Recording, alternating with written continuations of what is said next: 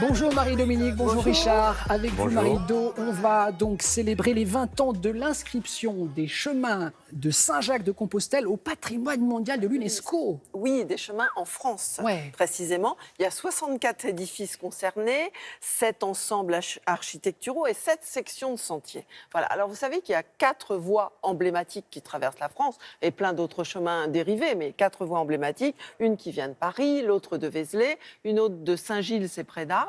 Et enfin, la quatrième, qui vient du Puy-en-Velay. Et le Puy-en-Velay, c'est le départ historique des chemins.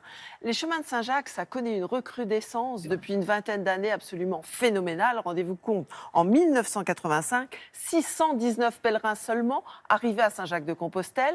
En 2017, 300 000. Wow.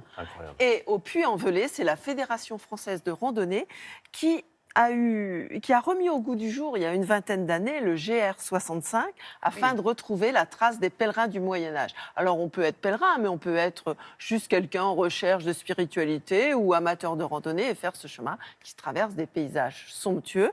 Et à la cathédrale, par exemple, ils accueillent 14 000 personnes par an au Puy-en-Velay qui font bénir la crédentielle, mais il y a 25 000 personnes qui passent par le Puy-en-Velay pour faire le chemin. Que vous avez fait. Que nous avons fait en petite torsion. Oui, elle a fait un grand bout. Allez, c'est parti.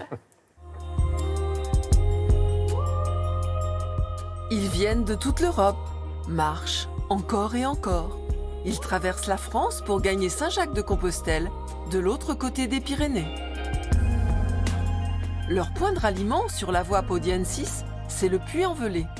À la cathédrale, ils assistent dès l'aube à la cérémonie de l'envoi. Vous venez de différents lieux, de différents continents et pendant quelques jours, vous allez marcher ensemble sur un même chemin. Les randonneurs vont assister à la messe le matin et là, ils prennent leur crédential, un petit carnet qu'ils vont pouvoir faire tamponner le long de leur parcours dans les différentes étapes et ça leur permet d'avoir un souvenir de leur périple. Le chemin de Saint-Jacques a débuté au Moyen-Âge suite au voyage de l'évêque Godescal qui est allé se recueillir sur la tombe de l'apôtre Saint-Jacques. Et suite à ça, il y a eu des grandes quantités de pèlerins autour de l'an 1000 qui ont commencé à partir sur le chemin de Saint-Jacques.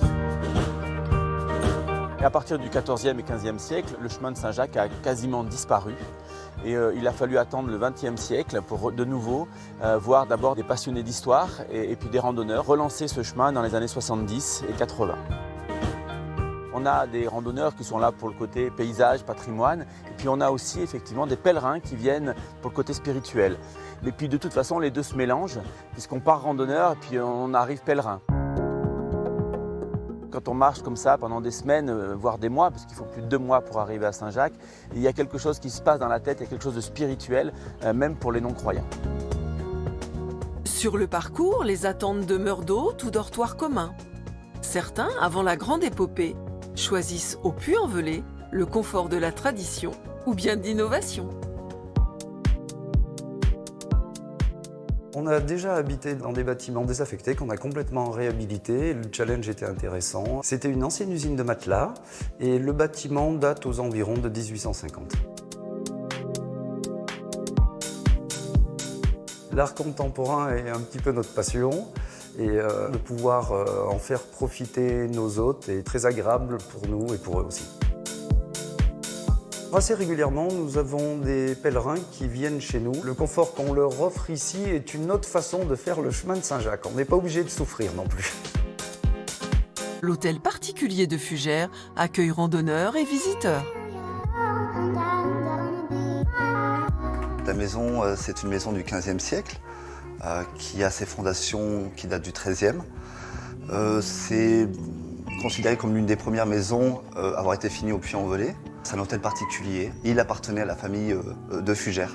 Et nous, on a repris ça il y a 40 ans. Beaucoup de familles nobles en fait, ont voulu se rapprocher en fait, de l'église.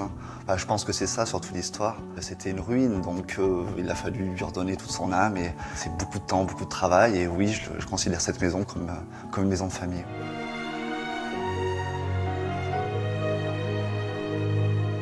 Fin de l'étape du jour à Saint-Privat, où l'église, bâtie sur les vestiges d'un prieuré du XIe siècle, était à l'époque l'unique relais entre le Puy et Rodez. Chacun part avec ce qu'il a dans la tête et ce qu'il veut évacuer sur le chemin. Donc c'est une expérience. Et là, à 24 km, on arrive. Bien content d'arriver quand même, mais on a tenu.